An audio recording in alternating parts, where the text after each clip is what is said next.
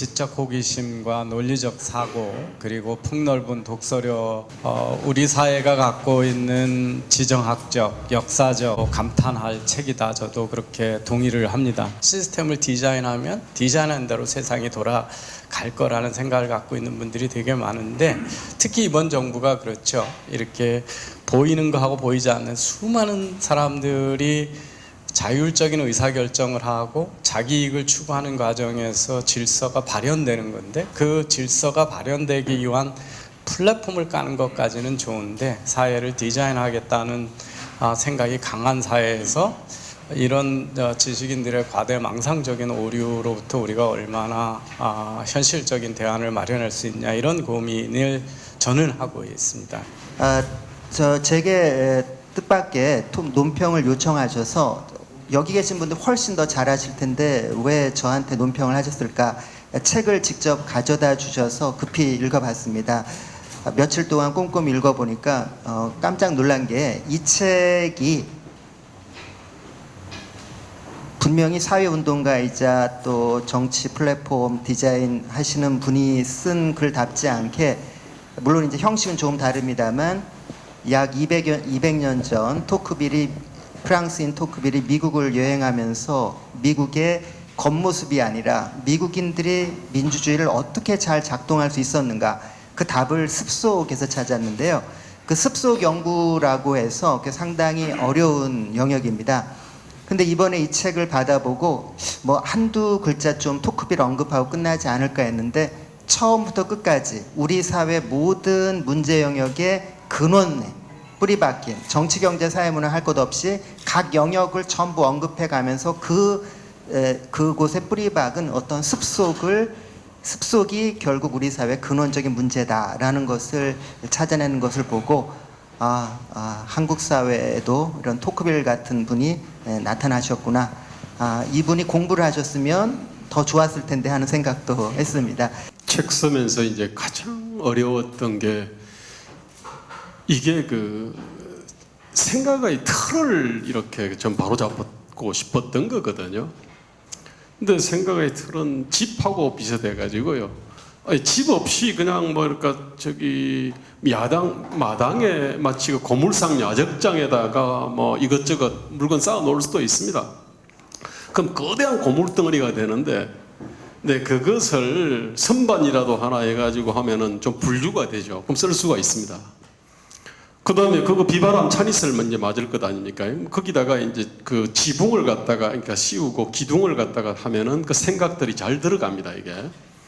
저는 이제 사고의 어떤 체계 내지는 사고의 틀을 우리 지금 대한민국 지식사회가 제대로 참 잡고 있지 못한다는 느낌들을 받아가지고요. 그랬던 사고의 체계를 바로 잡아야 되겠다. 이제 이 생각을 했던 겁니다. 그래서 책이 힘들어진 겁니다.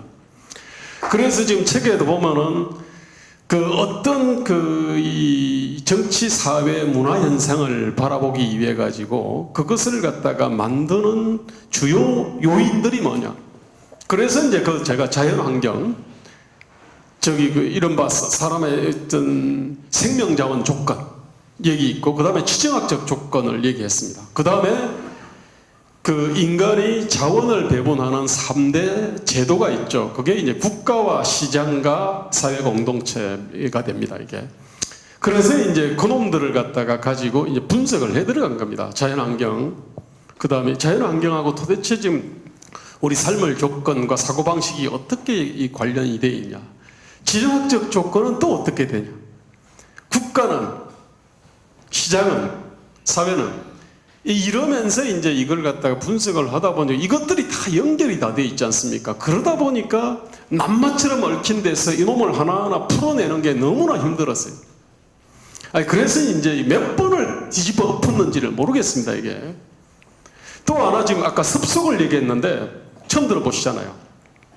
근데 저는 이 습속이라는 걸 표현하려고, 정신문화라 그럴까? 사상이념이라 그럴까? 아니면 그냥 문화라 그럴까? 그 다음에 역사인식이라는 것들이 또 엄청나게 중요하지 않습니까, 이게? 지금은 이제 대한민국에 있던 문재인 정부를 끌어다는 것을 갖다가 많은 사람들이 저거 주사파 사회주의 아니냐라고 그러는데, 저는 그 책에서 그랬습니다. 저 사람들은 문제 핵심 문제는 역사 인식에서 온다 이겁니다.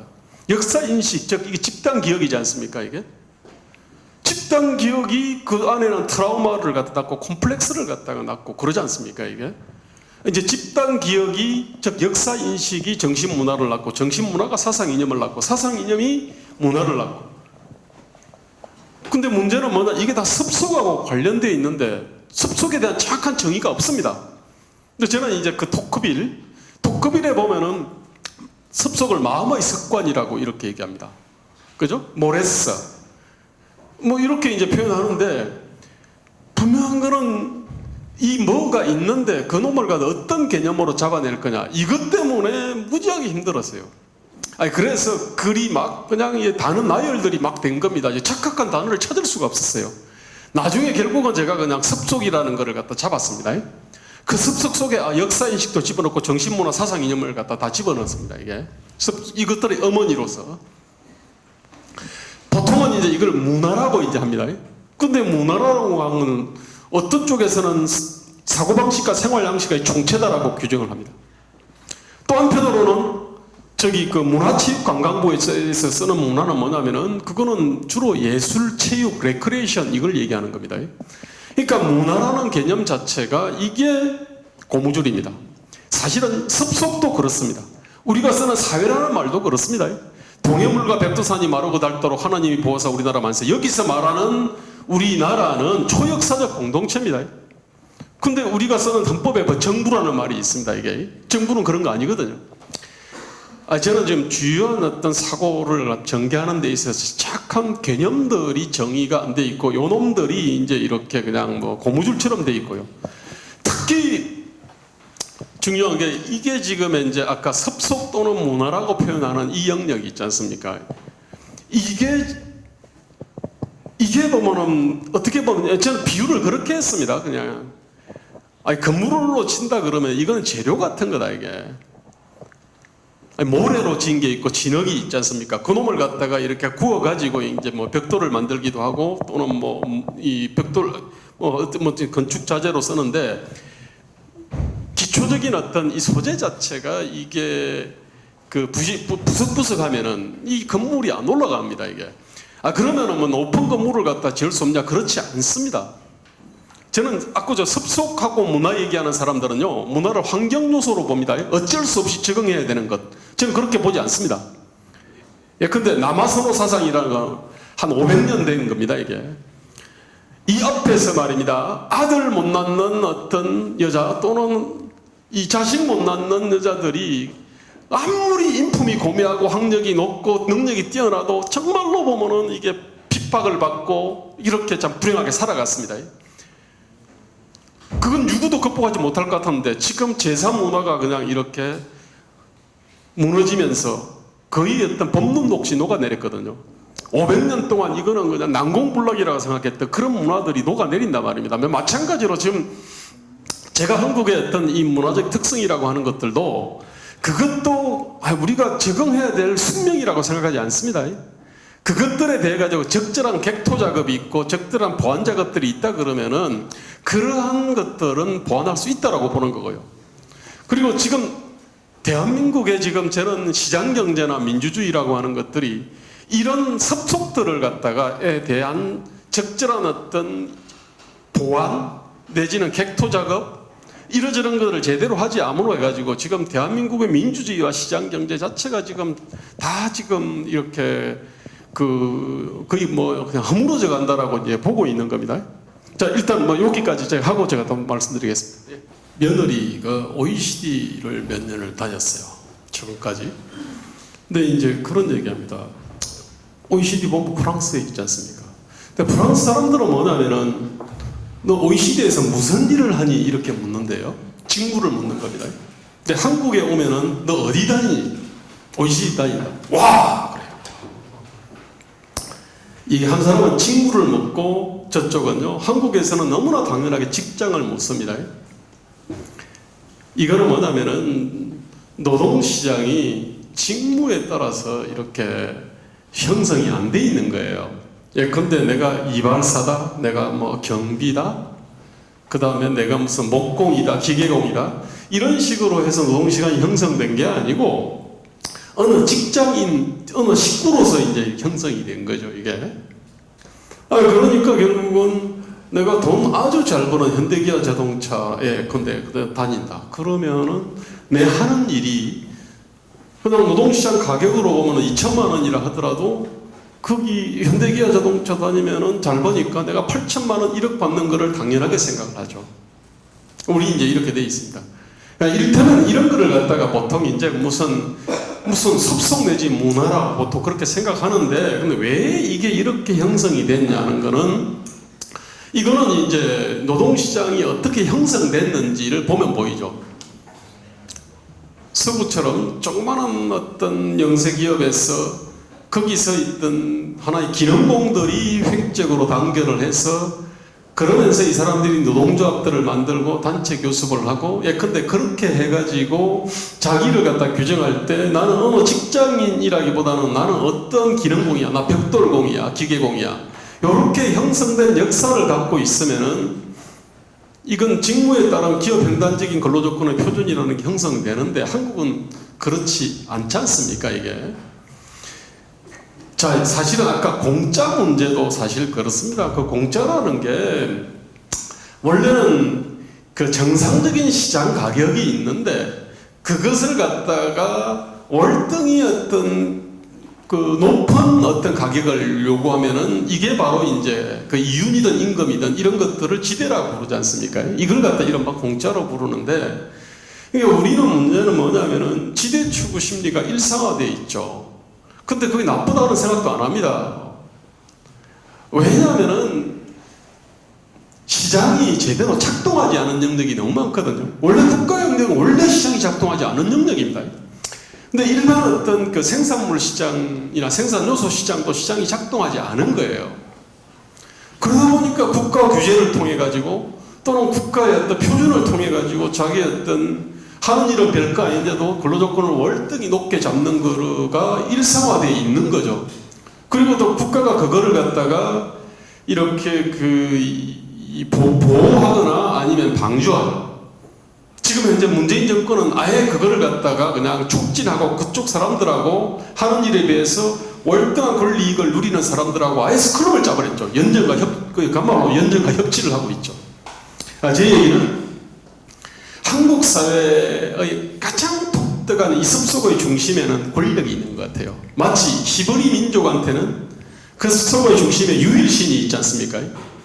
유일신, 여기서 수많은 어떤 특성들이 쫙 나옵니다. 한국은 뭐냐면은 권력이라는 것이 있죠. 근데 권력은 어디나 있습니다만은 저는 이제 뜯어보니까 참 이 조선의 권력이 대단히 특이한 권력이라는 걸 느꼈습니다. 아니, 권력이라는 게 도덕의 부연자입니다, 이게. 그 다음에 사람을 교화시키려고 그래요. 옛날 딴 나라는요, 장사를 하거나 아니면 칼을 잘 써가지고요, 올라갈 수 있는 어떤 사다리가 있는데 조선은 없습니다. 그 다음에 지방에 있잖아요. 지방영주라는 이 조그마한 봉우리들, 이 봉우리도 없어요. 지방봉우리 없지, 상업봉우리 없지. 다른 봉우리 없이 권력 봉우리 하나만 있는 겁니다. 그것도 서울 중앙에 있는 겁니다, 이게. 그리고 이놈이 세상을 갖다가 사람들을 다 교화시키려고 그러면서 사람의 일상생활과 영혼까지 지배하려고 그래요. 이런 권력 없습니다. 제 얘기는 섭속의 중심에는 아주 특이한 권력이 있다. 그러면 뭐냐면은 섭속 바꾸려면은 이 권력에서 뻗어나온 손발들을 잘라내야 될 거 아닙니까? 그죠? 근데 문제는 이게 잘라내는 게 쉽지 않은 게, 우리는 매사를 권력을 통해서 해결하려고 그러거든요. 지금 현재 문재인 정부에서 쏟아져 나오는 수많은 입법들이 뭐냐면은 국가 규제로 가지고 확 올리고, 국가 규제로서 막고, 국가 규제로 누르고, 이런 거죠, 이게. 지금 뭐 유치원 3법을 비롯해가지고 최저임금, 공공금, 비정규직, 그냥 뭐 탈원전, 뭐 5만 가지가 다 국가 권력이 그냥 뭐 들어가가지고 그냥 휘젓는 겁니다, 이게. 근데 제 얘기는, 대한민국 습속을 바꾸는 거는 여기에 시장이 잘 흐르도록 하고, 그 다음에 사람들의 어떤 자발적 자치, 사적 자치가 제대로 작동하도록 하면 되고, 여기서 권력을 철수시켜내야 되는 거죠, 이게. 근데 굉장히 지난한 일입니다, 이게. 그래서 뭐 이런 덕이 있고요. 제가 이 책을 쓰면서 감히 제가 이거 20년은 더 써야 될 것 같다. 그때 그랬습니다. 내가 그렇게 얘기하니까 내가 이 책을 쓰는데 가장 도움을 많이 줬던 친구가 바로 몽테스키의 법의 정신을 얘기했어요. 몽테스키의 법의 정신 그거 30년 쓰는 책이래. 쓰고 나서 눈이 멀었다는 거야. 저는 이해가 가요. 하나의 사고 체계를 갖다가 바꾸는 책들은 이게 10년, 20년, 30년이 걸리는 것 같아요. 저는 지금 현재 이 책에서 다룬 주제들이라고요. 그냥 보고 저서양 컴퓨터로 엄청나게 거대한 프로그램을 돌리는 느낌이었습니다, 이게. 그래서 일단은 이 책 정말 제대로 쓰려면은 진짜 한 20년, 30년 걸리겠다는 생각이 들어요. 그리고 책 쓰고 나서 야, 이 갖다 가면 눈이 멀든지 죽든지 할 수 있겠다 이런 생각이 들어요. 저는 기꺼이 이제 눈을 내놓고 목숨까지 내놓을 자신이 있습니다. 한 시대를 갖다가 이렇게 총알을 하고 그 시대의 어떤 무지와 착각을 깨치는 일이라면 그 목숨하고 바꿀 수 있는 거죠, 사실은. 이제 그래서 저는 여기서 던진 것들은 그거는 대한민국의 어떤 이 수백 년 뿌리를 갖고 있는 강고한 어떤 사고방식 그 자체입니다, 사실은. 그래서 거기에 대해가지고 제가 1차 공격을 해가지고 지금 내놨고요. 이걸 갖다가 제대로 뿌리를 갖다가 이렇게 뽑으려고 그러면 한 1, 20년은 더 걸릴 것 같아.